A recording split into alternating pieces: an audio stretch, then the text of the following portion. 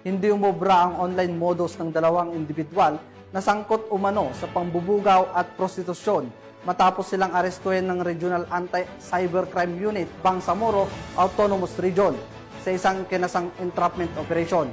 Magbabalita dyan si Patrolwoman Mary Grace Artizuela.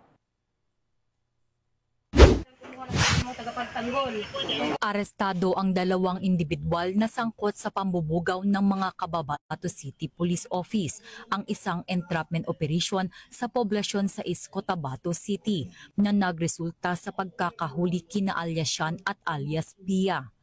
Si Alyasyan ay nahaharap sa kasong paglabag sa Article 341 o White Slave Trade ng Revised Penal Code, habang si alias Pia naman ay sinampahan ng kasong paglabag sa Article 202 o Prostitution na may kaugnayan sa Republic Act 10175.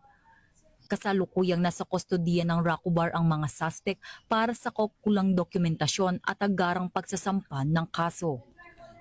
Pinapaalalahanan namin ng publiko na ang pagbubugaw para maipagtali kay isang anyo ng human trafficking. Ito ay isang mabigat na krimen na may kaukulang parusa sa ating saligang batas.